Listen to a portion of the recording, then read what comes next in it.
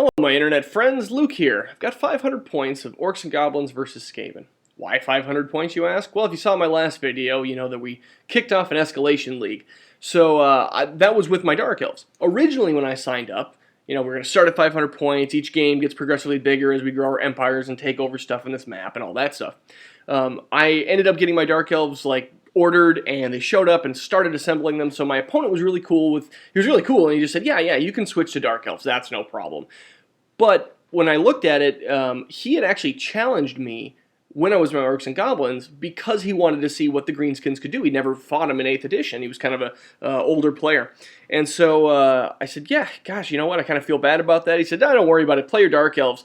But if you have the time, bring Orcs and Goblins. We'll throw down afterwards so he can see what they can do. So that's what we did. Got a little 500-point game 2 going on. Skaven army is exactly the same. You can see at the top he's got his clan rats. If you haven't seen the video, it's a group of clan rats with an engineer in there. He has a warp fire thrower next to him. Then he's got a warp lightning cannon that has just the worst luck in the world. And plague monks, 15 of those. So in the spirit of wanting to show them what the Orcs and Goblins can do, I tried to bring a little bit of, as much as I could at 500 points. That's pretty much how I run my lists anyway. I try to mix and match them for the greenskins. But I got a pump wagon, a newly acquired, I got a bunch of new greenskins from my buddy who got his army stolen. Whatever he had left, he just offloaded to me for basically a steal. So I ended up with more savages than I possibly can use, a whole bunch of other guys, but I got a couple pump wagons, which I always wanted to get in there. So happy about that. We'll give this a try. Got that pump wagon is upgraded with the spiky roller and the, I think it's the outrigger, whichever one gives them 4d6 on the random movement. Then a mangler squig, because you can't fight the Orcs and Goblins without seeing a mangler squig. Then 15 savages. Nothing else with them at all. I didn't go magic at all because, I told them, I said, I'm sorry, 500 points is kind of small. I'm not going to bring a level 1 of goblins or of the big wad for you. There are some really good spells in there. With a level 1, I'll never get them off, and even if I roll them in the beginning and get the spells, 50% of the time you're going to get crap. Those lores are, half the spells in those lores are really good, and half of them just suck. So I said, no magic, we'll play another game later at full points, and you can see the Arachnarok and magic and all that great stuff. So just 15 savages, frenzied up. They're going to they'll do whatever they want. They don't even have inspiring presence because my goblin hero on the cave squig is my general, and he has worse leadership than the savages. So they're just on their own. So the goblin hero's got a squig, great cave squig under him, and then a spear up top. Hopefully we can have some fun. The Malorian, as we like to call it. Then I have 2 chariots, a goblin and a boar chariot. That's what 500 points of the ONG get you. So we go for turn 1, I win the roll, and I come flying up. You can see that I'm just moving up here with everything. I get about 12 inches on the random movement for the general, and then the random movement over on this side sees the pump wagon goes flying up. A little too close, actually. I think he's going to get charged, so I move my mangler up right next, so if whether he decides to go into the pump wagon or not, the mangler's right there to make him regret that decision. And that's it. I have no shooting, no magic, so if we go to Skaven turn 1, his clan rats take a charge into the pump wagon, and I've got a hold, and I get my little stand and shoot with my spores and don't do anything. On this side, I think he failed his frenzy test with his plague monks and had to charge my general and didn't make it, so he just kind of stumbles forward into the river there. We're not actually using the rivers as terrain here. By the way, a bunch of people were asking, hey, these rivers look gorgeous. How did you make them? I did not make them. They're just at my game store. They look fantastic, and especially with nice bright light above them, they're gorgeous. It's sad that we never actually play them as rivers because it would just be so painful on the battlefield. But who knows? If I find out how they were made, I'll let you guys know who are asking. I'll ask around at the shop. Anyway, we go to shooting. Well, first we try to go to magic, but he only has a magic missile. He's in combat, so it goes right to shooting. His warp fire thrower lands a flame template on the mangler, and thankfully only does 1 wound, so my mangler's still alive to wreak havoc. And his warp lightning cannon, the star of the last game, takes aim at the savages for a nice bloody shot and rolls a misfire and blows up. It doesn't fail any panic tests at all, but that thing is just dead, and I am laughing. In close combat, he gets his revenge for the warp lightning cannon, and doesn't land any wounds on the pump wagon, but I am unstable, and I crumble very easily due to that static combat res. And he thinks about it for a little bit, and I kind of explain to him how the mangler works. He decides to overrun onto the mangler just to get it out of the way. He ends up taking the 3d6 and gets 10 total wounds, passes his panic test, And that was actually a little dicey there, but now he doesn't have to worry about me going through him and then continually bouncing around through the warp fire thrower or continually bouncing through him. And yeah, it might have been a good call, especially since he held there. So we go to greenskins turn 2. The savages fail a frenzy test and have to charge. So I decide to declare the charge on the clan rats. That's, I'll chew through them pretty quickly. He decides to flee. So I pass my leadership test. Where they end up, you'll see it in the next picture, is about the same distance from the plague monk. So I'm like, well, I don't think I'm going to catch him anyway. Let's just keep a more consolidated line. I pass my leadership and I redirect into the plague monks. Then I declare charges with my 2 chariots as well. And we'll see what happens.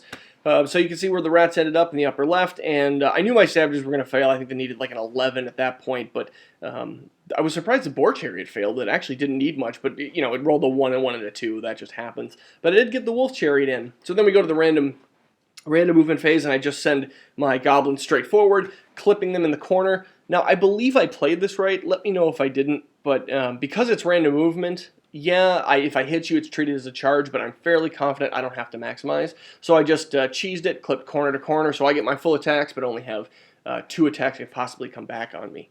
So let me know if I did that wrong, but I'm fairly confident that's just the benefit of being random movement. No magic, no shooting, as you would expect.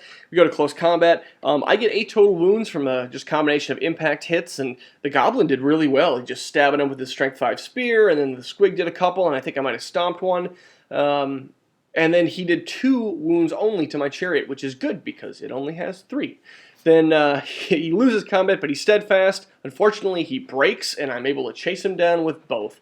So now at this point in the game, I'm feeling pretty good. Everything's fleeing or somewhat like it just doesn't have a lot to fight back. Feeling really good. I'm like, yeah, this is what the Orcs and Goblins can do, baby. Then we go to Skaven turn 2, and his warp fire thrower turns, lays a flame template down, perfectly covering both. First it hits the goblin, does 2 wounds, but I got 3, so I'm fine.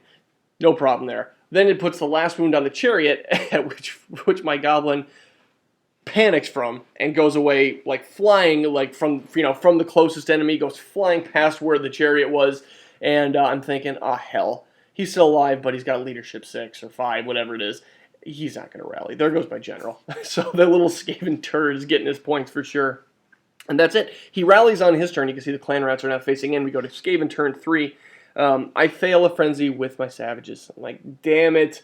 They're just within range. It doesn't look like it here, but I think...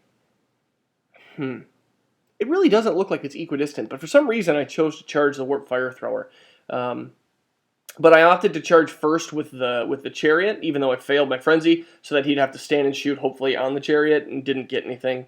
And then the savages also failed. So basically, I just kind of end up right where you can see me there, and that's my turn. That was it completely. With the exception that my goblin freaking was scared, man. I bet his ass was on fire from Warp Lightning because he just booked it. Rolled like 17 and went right off the board. It was amazing. So there goes my general, but I don't think we needed him at this point anyway. Skaven turn 3, he backs up with his clan rats and just is going to want to continually shooting me. We go to the shooting phase. I think during Magic, during Magic, he actually got Warp Lightning off, but rolled a 1 again, and just like he did in the last game, and took a wound. So his engineers got 1 wound left and hasn't gotten the spell off ever. However, that flame template in the pictures must have just been set off to the side because he got a really nice hit on the savages. I think it was 11 total hits with the flame template, and after rolling to wound and after the ward saves, ended up only killing 5. I thought I was pretty lucky there. But that's why you bring a back rank of those things, so I can still get my full attacks. Now I just have to get in.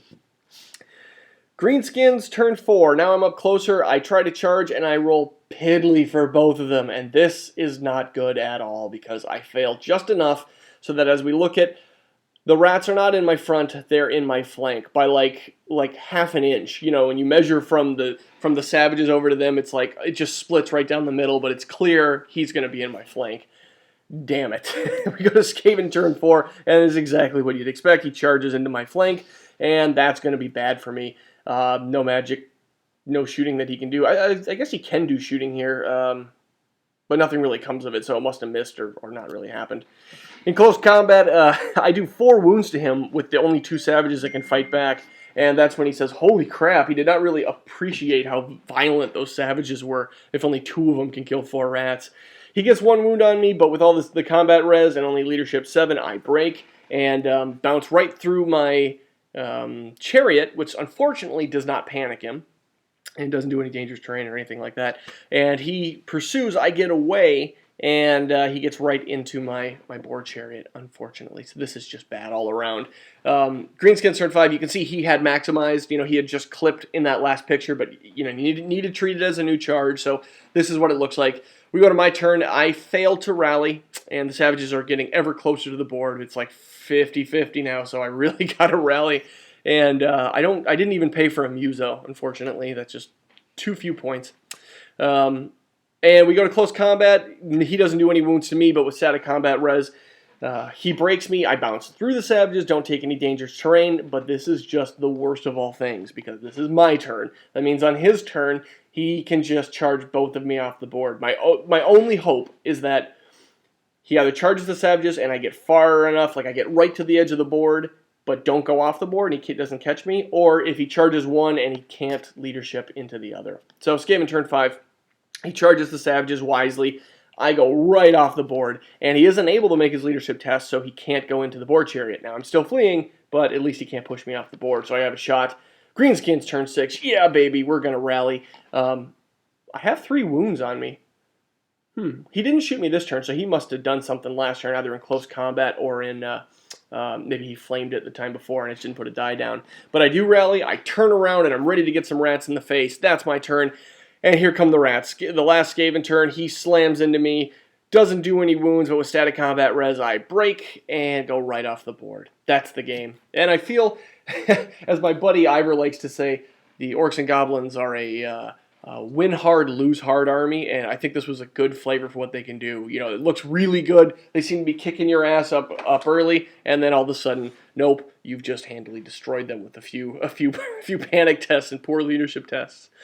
So it was a fun game. Hopefully he got a little flavor of the Orcs and Goblins in there, and I can give him a full army, like 2,500, 3,000 points, something like that, pretty soon. We're going to try to get a game in.